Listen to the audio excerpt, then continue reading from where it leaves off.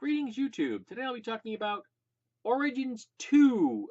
This is the continuation of the first Origins of Wolverine, where it is revealed that his name is not Logan. His name, of course, is far better than Logan. It is James.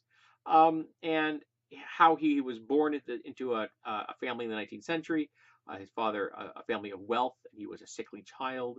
And eventually, when the mutant gene kicks in, he has some very tragic things happen.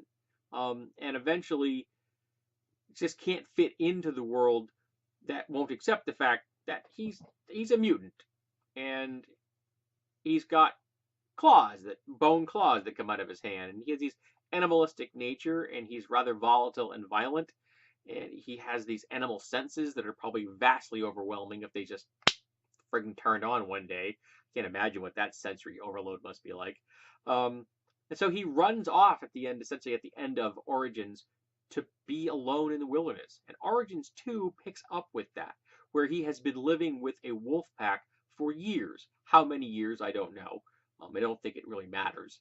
But the point is, he's out there living with this wolf pack, and he's been completely integrated into their family structure. And they see him as a valuable asset because he can carry an entire deer back to their den, which is really handy. You don't just eat on the spot and leave the rest. He can carry the whole thing. He's good at killing. He's good at tracking. He fits right in with the pack. Now they do give him a loincloth kind of thing, which is kind of funny, because you got to have that in there. But I imagine that realistically he would just be naked because he wouldn't care. He's living with wolves. But again, tragedy befalls him as someone figures out that he is like a man beast and figures they might be able to use him for their own ends, and draws him out of the forest so that they can capture him and experiment upon him, which wasn't very nice because their experimentation is not what you'd call gentle. And eventually, to a certain extent, pulling him back into humanity a little bit. Now, I remember in the comics, he'd gone wild again at one point. So I don't know how this fits in with the fact that he was wild and then discovered and eventually rehabilitated in the 70s, the 1970s, as eventually becoming a Canadian superhero and eventually a member of the X-Men, and I think active in Alpha Flight at one point, wasn't he? I'm not positive. There's so many convoluted storylines with Wolverine. I'm not sure if anybody knows them all. Yeah, I'm sure someone will argue with me about that. Feel free. But the artwork in this is absolutely gorgeous. The writing is good. The story was solid. I really enjoyed the characters.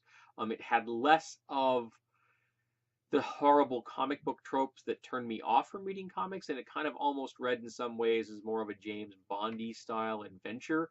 Kind of had a pulpy thing almost going there for it, which I kind of appreciated. So I really enjoyed this, and I don't think I've ever talked about Origins before, which is a great book, and I recommend it. And this is a good sequel to that. And it says in the back, parental advisory, and I would have to agree with that particular assessment. Parental advisory is probably a good thing to do. So if you're an adult and would like to read this, I recommend it.